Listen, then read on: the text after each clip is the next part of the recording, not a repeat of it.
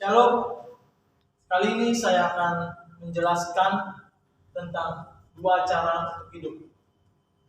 Sebelum itu saya akan membuat tabelnya terlebih dahulu.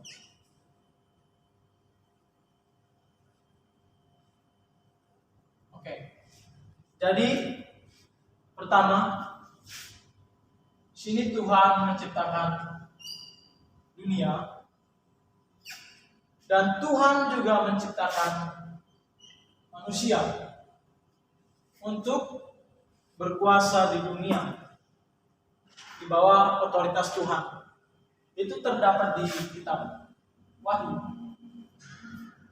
Pasalnya keempat ayat 11 dikatakan, "Ya Tuhan dan Allah kami, Engkau layak menerima puji-pujian dan hormat dan kuasa, sebab Engkau telah menciptakan segala sesuatu, dan oleh karena kehendak-Mu semuanya itu ada dan diciptakannya."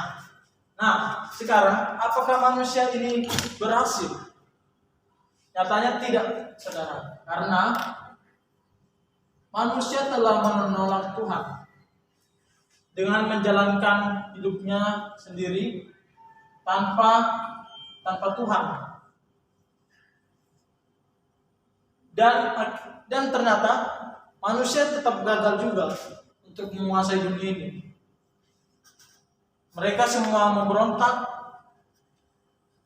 semua orang telah menyeleweng, tidak ada yang mencari Tuhan. Seperti di dalam kitab Roma,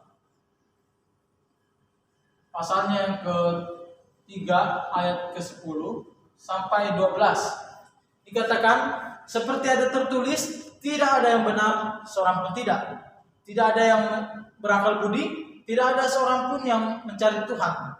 Semua orang telah menyeleweng, mereka semua tidak berguna, tidak ada yang berbuat baik, seorang pun tidak. Selanjutnya, di sini karena Tuhan mengasihi manusia, maka Tuhan tidak mau manusia memberontak selamanya. Karena hukuman Tuhan untuk orang pemberontakan adalah mati dan daging. Itu terdapat di kitab Ibrani pasalnya ke-9 ayat 27. Dikatakan, dan sama seperti manusia mati untuk sekali saja, dan sesudah itu dihakimi. Nah, karena Tuhan tidak mau manusia mati kekal, maka karena begitu besarnya kasih Allah akan dunia ini, sehingga Tuhan mengutus anaknya yang tunggal, yaitu Yesus Kristus, ke dalam dunia untuk menggantikan kita. Dan Yesus hidup di bawah perintah Tuhan. Yesus ke dunia untuk menggantikan kita di atas kayu salib, untuk menebus segala dosa kita. Dan Yesus mengambil semua hukuman kita di atas kayu salib. Dan Yesus datang untuk pengampunan bagi kita. Itu terdapat di kitab 1 Petrus 3 ayat 18 dikatakan, sebab juga Kristus telah mati sekali untuk segala dosa kita. Ia yang benar untuk orang-orang yang tidak benar, supaya ia membawa kita kepada Allah. Ia yang telah dibunuh dalam keadaannya sebagai manusia, tetapi yang telah dibangkitkan menurut Roh. Nah, tidak hanya sampai di situ saja Yesus mati, tetapi Tuhan telah membangkitkan Yesus. Dari antara orang mati.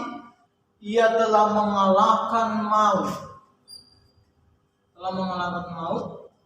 Dan Yesus bangkit untuk berkuasa, mengambil kuasa itu, menguasai dunia.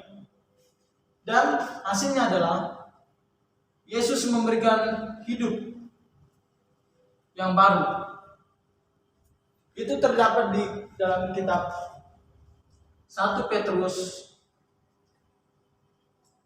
1 ayat 3 dikatakan, terpujilah Allah dan Bapa Tuhan kita Yesus Kristus, yang karena rahmat-Nya yang besar telah melahirkan kita kembali oleh kebangkitan Yesus Kristus dari antara orang mati kepada suatu hidup yang penuh pengharapan.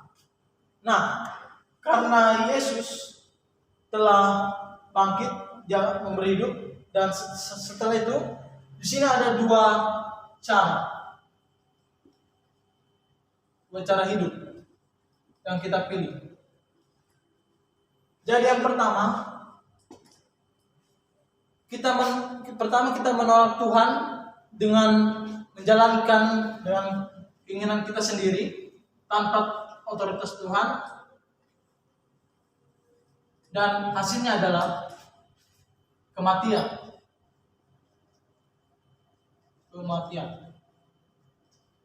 Yang kedua, hasilnya adalah penghukuman.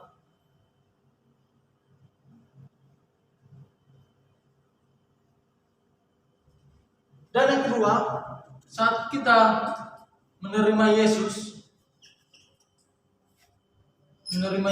sebagai Tuhan dan Juru Selamat kita, maka hasilnya adalah kita memiliki hidup yang baru dan memiliki hidup yang kekal.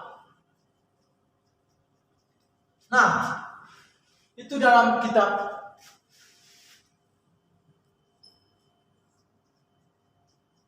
Yohanes pasal yang ketiga ayat 36 dikatakan, barang siapa percaya kepada anak, ia beroleh hidup yang kekal, tetapi barang siapa tidak taat kepada anak, ia tidak melihat hidup, melainkan murka Allah tetap ada di atasnya.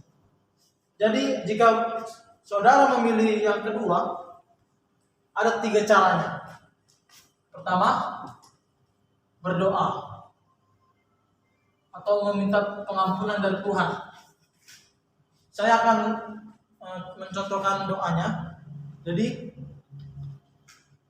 Bapa, kami datang kepadamu untuk meminta pengampunan darimu. Kami adalah orang berdosa, kami tidak layak di hadapanmu, dan kami serahkan semua hidup saya, dan kami menerima pengampunan darimu, dan kami juga percaya dan kami mengaku dalam mulut dan percaya dalam hati bahwa Yesus adalah Tuhan dan Juru Selamat kami, dan Yesus akan memberikan hidup yang kekal. Amin.